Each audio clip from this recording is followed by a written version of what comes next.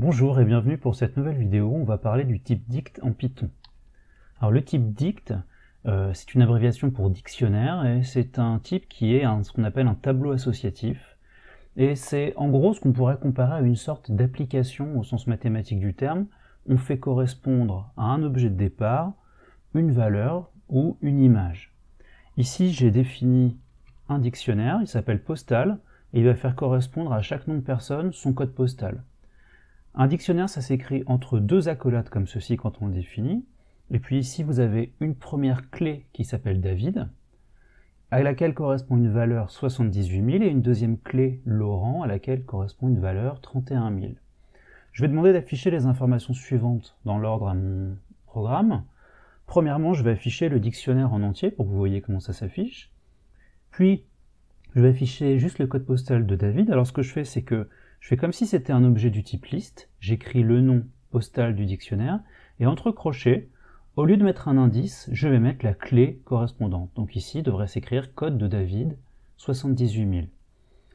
Si je ne veux pas afficher mon dictionnaire en entier, je peux afficher juste les clés du dictionnaire, ce que je fais avec la méthode postal.keys comme clé. J'appelle cette méthode, ça va me renvoyer la liste des clés. Et puis si je veux juste les valeurs du dictionnaire, je peux écrire postal.values, c'est une méthode qui va me renvoyer juste la liste des valeurs. Alors testons ça. Je me mets ici dans mon terminal et je lance ce programme qui s'appelle dico1.py et je vois que s'affiche ici le dictionnaire en entier, donc les clés et les valeurs, ainsi que le code de David, la liste des clés et la liste des valeurs. Alors maintenant, reprenons ce dictionnaire, et puis ce que je vais faire en premier, c'est que je vais faire une erreur, je vais essayer d'afficher une clé qui n'existe pas. Je vois que Yves ici, c'est pas une clé qui est dans mon dictionnaire, il n'y a pas de code postal qui correspond, je vais lancer ce programme, et je vois tout de suite que j'ai une erreur qui s'appelle une key error. Alors c'est ce qui arrive quand on essaye de faire appel à une clé qui n'existe pas. Donc, je vais enlever tout de suite ça pour arrêter de faire des erreurs, et puis ce que je peux faire ensuite ici, c'est tout simplement, si la clé n'existe pas, l'ajouter. Donc je vais définir que postal de Yves, par exemple, c'est 92 000. Puis si je veux savoir plus généralement si une clé existe ou n'existe pas, en fait, je peux faire un simple test. J'écris la clé et je fais le test de si la clé est dans le dictionnaire. Donc est-ce que telle chose est dans le dictionnaire? Ici un petit exemple, je fais juste une boucle for. Cette boucle for va prendre une variable nom qui va parcourir dans l'ordre la liste David, Daniel et Laurent. Donc nom la première fois va valoir David, la deuxième fois va valoir Daniel, la troisième fois va valoir Laurent. Si le nom est dans le dictionnaire, c'est-à-dire si c'est une des clés, j'écris le nom apport code postal et puis la valeur correspondante. Si c'est pas dans le dictionnaire, j'écris nom n'a pas donné son code postal. Essayons ça tout de suite. Je lance ce programme et on voit que... Ah, j'ai oublié de l'enregistrer. Je reviens. On voit que David a un code postal qui est donné, Daniel n'a pas donné son code postal, et Laurent a un code postal qui a été donné aussi. Passons à la troisième partie de cette vidéo. Je reprends toujours mon même dictionnaire, avec les valeurs, les clés, David, Laurent et Yves. Ce que je peux vouloir faire aussi, c'est tout simplement changer une valeur. Donc la valeur de Yves qui était 92 000, si j'ai envie de la passer à 35 000 parce qu'il a pris sa retraite et qu'il déménage en Bretagne par exemple, bah, j'écris tout simplement postal. Là où je mettrais d'habitude l'indice pour un tableau, et bah, je mets la clé et puis je mets la nouvelle valeur. Et puis je vais demander d'afficher ceci après changement.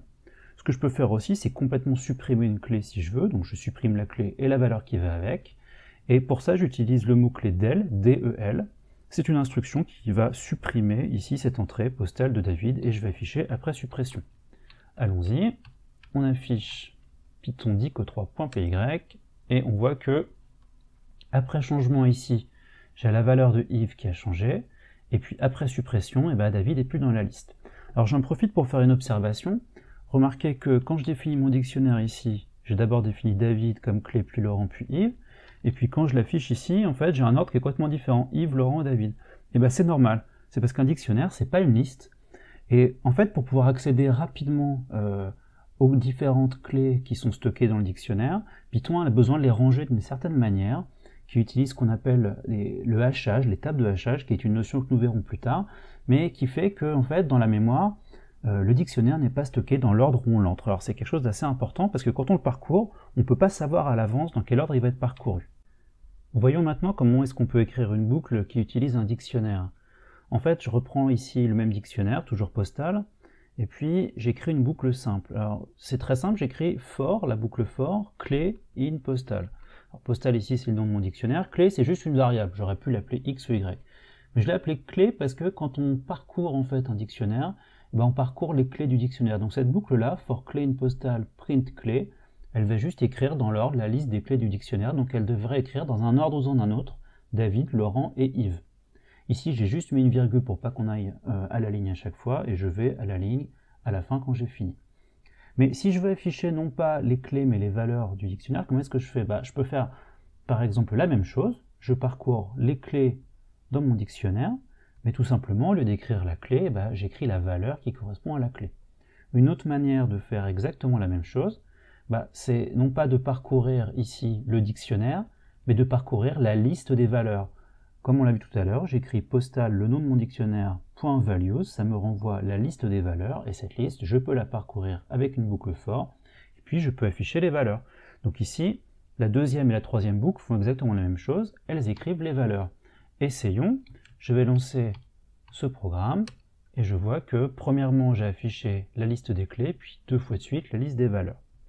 Avant de conclure, juste quelques mots encore pour dire que ici j'ai pris toujours le même exemple postal où les clés étaient des chaînes de caractères et les valeurs étaient des entiers, mais en fait dans un dictionnaire je peux mettre un petit peu tout ce que je veux. Il y a juste quelques restrictions sur ce que je peux mettre en tant que clé, mais en tant que valeur, je peux mettre un petit peu tout et n'importe quoi. Donc ici, j'ai fait un dictionnaire juste pour vous montrer, qui n'a pas de sens particulier, qui s'appelle D1, et qui fait correspondre à certaines clés des valeurs. Donc vous voyez que la chaîne de caractères A correspond 2, A3, qui cette fois-ci est un entier, correspond à la chaîne de caractères hop. Ici, à ce qu'on appelle le tuple, c'est un couple de valeurs, on n'en a pas encore parlé, mais c'est assez courant en Python. Donc un couple de valeurs 2, 3, ça fait correspondre vrai. À moins 3, 1, ça fait correspondre carrément une liste. Et puis à la valeur 3, ça fait correspondre carrément un nouveau dictionnaire. Donc ça c'est possible. Je vais demander l'affichage de ce dictionnaire-là, j'ai appelé dico foufou là, et vous allez voir que ceci va s'afficher, c'est complètement possible. Et puis une autre manière d'utiliser un dictionnaire, c'est de l'utiliser un petit peu comme une sorte de tableau, c'est-à-dire qu'on va mettre pour clé uniquement des entiers, comme dans un tableau, mais dans un tableau, une liste, les clés sont toujours 0, 1, 2, 3, etc. dans l'ordre. Dans un dictionnaire, on va pouvoir mettre absolument les entiers qu'on veut. Seulement la restriction qu'on a, c'est que ces entiers, ils ne sont pas dans un ordre donné, ils vont être stockés dans un ordre ou dans un autre. Alors ce que j'ai fait ici, c'est que j'ai créé un dictionnaire D2, et puis pour x qui est compris entre 100 et 110, en fait je m'arrête à 109, si x est pair, je vais stocker que à la clé x correspond le carré de x. Donc ce que je suis en train de créer ici, c'est un dictionnaire D2 qui contient pour chaque entier pair entre 100 et 110 son carré. Donc c'est le dictionnaire des carrés des entiers pairs de 100 à 110. Et puis je vais l'afficher. Je lance ce programme.